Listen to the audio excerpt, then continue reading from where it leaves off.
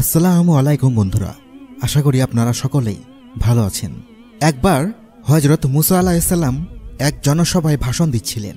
তিনি তার ভাষণে ইসলামের বিধিবিধান ও তৌরাত কিতাবের মর্ম বর্ণনা করছিলেন। বিশেষ করে তাঁর জীবনের অসংখ্য মজেজা দর্শন করার পরেও মানুষ আল্লাহ তাআলার প্রতি ঈমান আনতে তৎপর হল না বলে তিনি খুবই দুঃখ প্রকাশ করছিলেন। ভবিষ্যতে এই জাতির অদৃষ্টে অনেক দুঃখ দুর্দশা আছে বলেও তিনি জাতিকে সতর্ক করে দিলেন। জনসভার মাঝ থেকে একজন দাঁড়িয়ে বলল, হে আল্লাহর নবী, আপনার জীবনে যতগুলো অলৌকিক ঘটনার সমাবেশ ঘটেছে এবং আপনার সাথে আল্লাহ তাআলা যেভাবে সরাসরি কথোপকথন করেছেন তার নজির আর কোনো নবীর জীবনে দেখা যায় না। অতএব আমরা মনে করি বর্তমান জামানায় আপনার চেয়ে অধিক জ্ঞানী ও বুদ্ধিমান ব্যক্তি আর কেউ নেই। হযরত মুসা আলাইহিস সালাম লোকটির কথা শুনে অনেকক্ষণ নীরব থেকে বললেন, হ্যাঁ তা বটে। হযরত মুসা আলাইহিস সালামের এই হ্যাঁবাচক কথাটি আল্লাহ তাআলার নিকট পছন্দ হল না।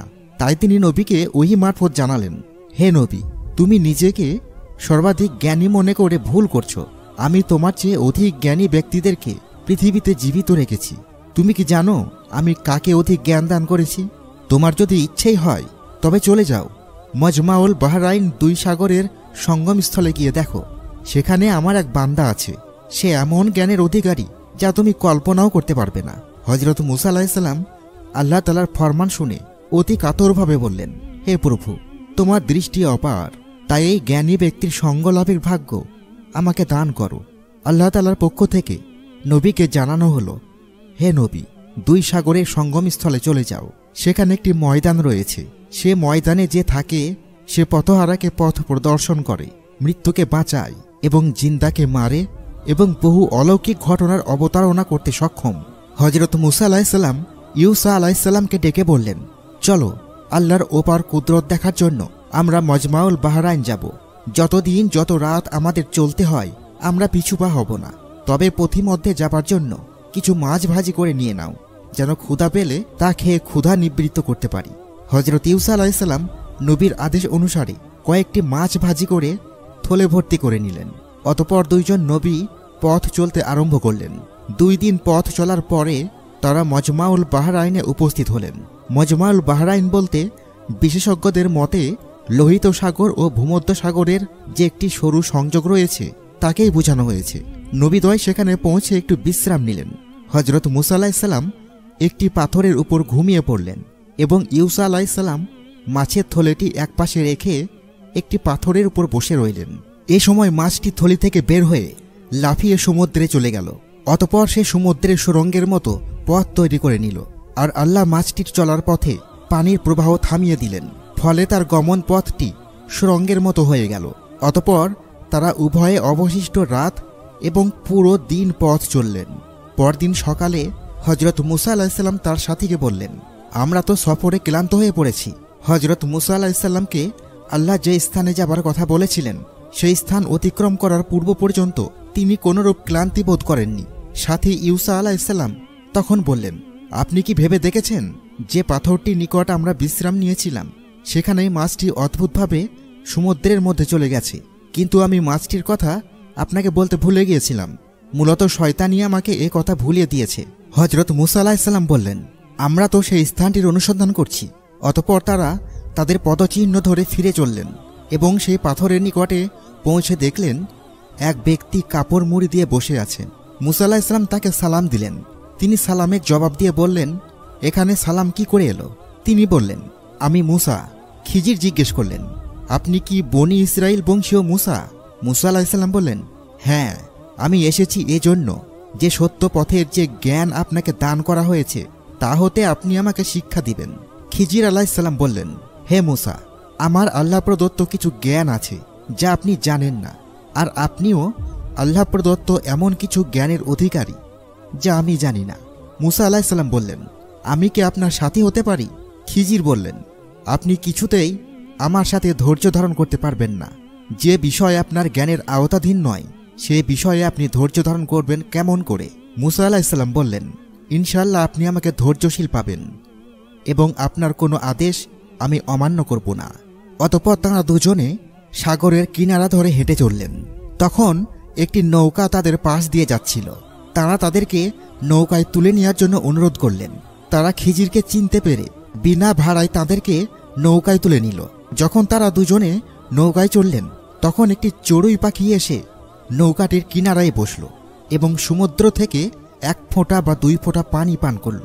খিজির বললেন, হে মূসা, আমার ও আপনার জ্ঞানের দ্বারা আল্লাহর জ্ঞান হতে ততটুকুও কমেনি যতটুকু এ পাখিটি তার ঠোঁটের দ্বারা সাগরের পানি হিরাস করেছে। তখন খিজির একটি কুড়াল নিয়ে নৌকাটির একটি তক্তা খুলে ফেললেন। মূসা আলাইহিসসালাম হঠাৎ দৃষ্টি দিতেই তিনি দেখতে পেলেন যে একটি কুড়াল দিয়ে একটি তক্তা খুলে ফেলছেন। তখন তিনি তাকে বললেন, আপনি এ কি করলেন? এ লোকেরা বিনা ভাড়ায় আমাদেরকে নৌকায় তুলে নিল, আর আপনি তাদেরকে ডুবিয়ে দেওয়ার জন্য নৌকা ছিদ্র করে দিলেন। আপনি তো একটি গুরুতর কাজ করলেন। খিজির বললেন, আমি কি বলিনি যে আপনি আমার সাথে ধৈর্য ধারণ করতে পারবেন না? মূসা আলাইহিসসালাম বললেন, আমার ভুলের জন্য আমাকে অপরাধী করবেন না এবং আমার এই ব্যবহারে আমার প্রতি কঠোর হবেন না। মূসা আলাইহিসসালামের পক্ষ থেকে প্রথম এ কথাটি ছিল ভুল ক্রমে। অতঃপর তাঁরা যখন উভয়ে সমুদ্র পার হলেন তখন তারা একটি বালকের পাশ দিয়ে অতিক্রম করলেন যে অন্যান্য বালকদের সাথে খেলা করছিল। খিজির তখন ছেলেটির মাথা দেহ থেকে ছিন্ন করে ফেললেন। হযরত মূসা আলাইহিসসালাম বললেন, আপনি একটি নিষ্পাপ শিশুকে বিনা অপরাধে হত্যা করলেন। আপনি খুবই খারাপ একটা কাজ করলেন। খিজির বললেন, আমি কি বলিনি যে আপনি আমার সাথে ধৈর্য ধারণ করতে পারবেন না? মূসা আলাইহিসসালাম বললেন, এরপর যদি আমি আপনাকে আর কোনো প্রশ্ন করি তাহলে আমাকে আর সঙ্গে রাখবেন না। অতঃপর উভয়ে চলতে লাগলেন। চলতে চলতে তারা একটি জনপদের অধিবাসীদের নিকট পৌঁছে তাদের নিকট কিছু খাবার চাইলেন, কিন্তু জনপদবাসী তাদের দুজনের মেহমানদারি করতে অস্বীকার করল। সেখানে তারা একটি প্রাচীর দেখতে পেলেন যা ভেঙে পড়ার উপক্রম হয়েছিল। হযরত খিজির প্রাচীরটি মেরামত করে সুদৃঢ় করে দিলেন। হযরত মূসা আলাইহিসসালাম বললেন, এই বসতির লোকেদের নিকটে সে আমরা খাবার চাইলাম, তারা মেহমানদারি করতে অস্বীকার করল, অথচ আপনি এদের প্রাচীর মেরামত করে দিলেন। আপনি তো ইচ্ছা করলে এর জন্য পারিশ্রমিক গ্রহণ করতে পারতেন। হযরত খিজির আলাইহিসসালাম তখন বললেন, আপনি আপনার কথা রক্ষা করতে ব্যর্থ হয়েছেন, ধৈর্যের আদৌ কোনো পরিচয় দিতে সমর্থন হননি। অতএব আপনাকে নিয়ে পথ চলা আমার পক্ষে আর সম্ভব নয়। আপনি এখন বিদায় গ্রহণ করুন। হযরত মূসা আলাইহিসসালাম তখন বললেন, ভাই সাহেব, আপনি কি কারণে কোন কাজটি করলেন আমাকে একটু বুঝিয়ে দিন।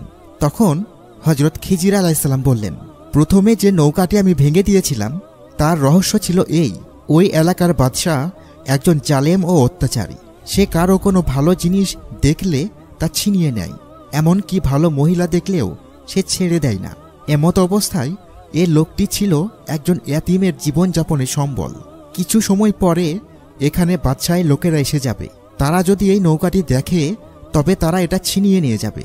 তখন এতিম ছেলেটি না খেয়ে মারা যাবে। তাই আমি নৌকার তলদেশে একটি ছিদ্র করে দিলাম, যাতে বাদশাহের লোকেরা এসে এটা ভাঙা নৌকা দেখে চলে যাবে।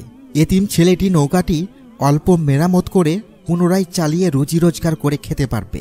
দ্বিতীয় ঘটনাটি হলো, যে ছেলেটিকে আমি হত্যা করেছি সে একটি ভালো লোকের সন্তান, কিন্তু ছেলেটি বড় হলে সে একজন দুর্ধর্ষ ডাকাত হবে। তার পিতামাতাকে শাস্তি দেবে, অন্যের মালপত্র হরণ করবে, মেয়েদেরকে ধর্ষণ করবে ইত্যাদি নানা রকম গর্হিত কাজে লিপ্ত হবে।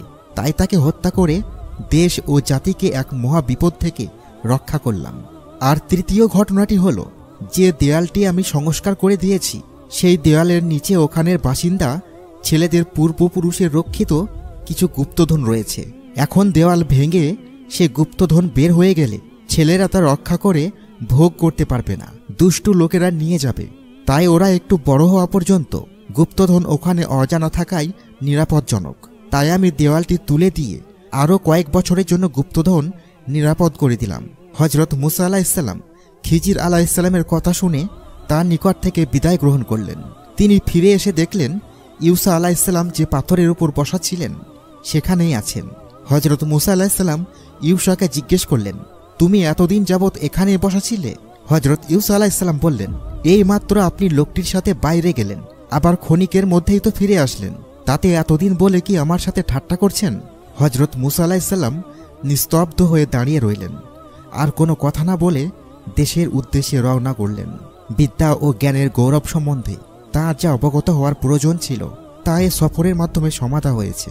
তিনি পরবর্তীতে এ সময়ে সর্বত্র বলে বেড়াতেন, আল্লাহ তাআলা আমাকে অত্যন্ত সীমিত জ্ঞান ও সীমিত দায়িত্ব দিয়ে বনি ইসরাইল কওমের হেদায়েতের জন্য প্রেরণ করেছেন।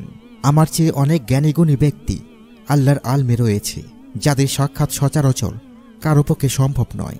যাকে আল্লাহ ইচ্ছা করেন তাকে তা দান করেন।